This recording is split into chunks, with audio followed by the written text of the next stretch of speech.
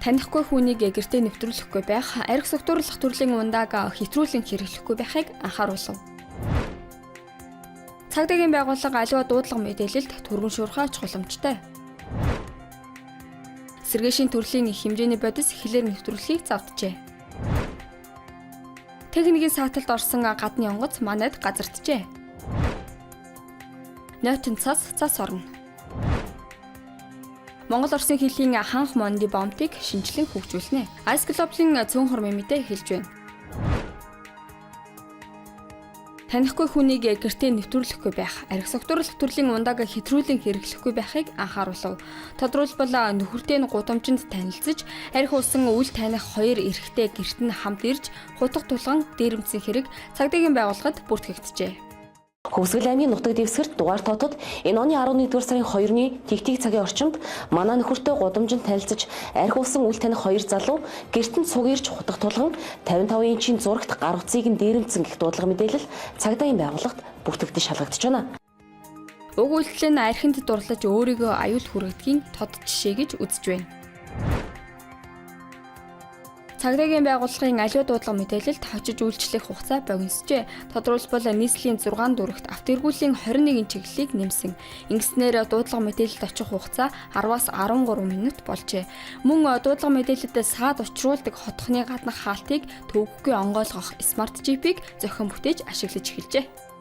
100 цагийг л одоо сонгож авч модемо байрлуулсан байгаа. Баянзүрх дүүргийн хэмжээнд одоо үйл ажиллагаа явуулж байгаа автоэргүүлүүд очин тохиолдолд богино хугацаанд энэхүү чипийг ашиглаад одоо нэвтрэх юм боломжтой байгаа. Өнөөдрийн байдлаар автоэргүүлийн үйлчилгээнд 100 автомашин үйлчилж байна. Сэргээшийн төрлийн их хэмжээний бодис хилээр нэвтрүүлэхийг завджээ. Тодорхойлбол өнгөрөх 10 дугаар сард Чингис хаан олон улсын агаарын бомбоор Истанбулаас Улаанбаатар чиглэлийн нислэгээр ирсэн Турк улсын иргэн дэлхийн допингийн эсрэг байгууллагын хориулсан жагсаалтад багтсан 13 нэр төрлийн 29,000 таблет сэргээшийн төрлийн 4,100 ширхэг эмийг хөлбөсаар нэвтрүүлэх гэж байсныг илрүүлжээ. Илрүүлсэн бодисын зарим нь хүнд хэрэглэхийг хориглоно гэсэн анхааруулгатай. Хүний эрүүл мэндэд ноцтой хор нөлөөтэй болох нь тогтоожээ.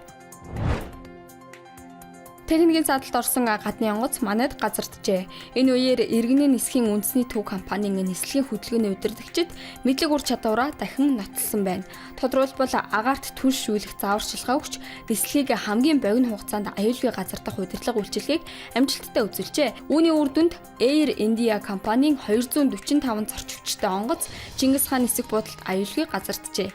Зорчигчдыг New Delhi олон улсын нисэх буудалд хүрэхээр нэмэлт нислэг Чингис хаан олон улсын нисэх буудалд ирэхээр болсон байна. Тус нислэг манай улсын агаарын орон зайд орж ирэхээс 10 минутын өмнө Орос улбаны улсын эрхүү нислэгийн удирдлагын төвд техникийн шалтгааны улмаас Чингис хаан нисэх буудалд буух шийдвэр гаргаснаа мэдгдсэн байжээ. Энэ сарын 6-нд нутгийн баруун өмнөд хэсгээр 7-нд Төв, Говь, Зүүн аймагуудын ихэнх нутгаар, 8-нд нутгийн зүүн хойд хэсгээр ахиухан хэмжээний нойтон цас орно. Засан шуурах тул үзэгдэх орчин хязгаарлагдаж, зам даваа цасанд хаагдах, автозамд хальтаргаа гулгаа үүсэх нөхцөл бүрдэж байгааг онцгойлон анхаарууллаа.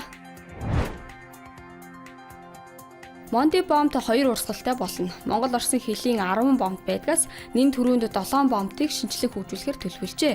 Үүний нэгэнд Монди бомбт багтсан байна. Монди бомбтод ирж бүрэн шинжилэл хийснээр ханх Монди бомбтоор өдөрт 519 тээврийн хэрэгсэл буюу жилдээ 215,350 тээврийн хэрэгсэл нэвтрэх хүчин чадалтай болно. Төлөвлөгөө ёсоор Монди бомбт нь 2026 оноос 2 урсгалтай болж 2029 он гэхэд бүрэн шинжлэгдэх юм. Бомбын нөхцөл байдалтай хоёр талын албаны төлөөлөл сайхан очиж танилцжээ. Айс глобалын цөөн хормын мэдээ байлаа. Ажлын амжилт хүсье.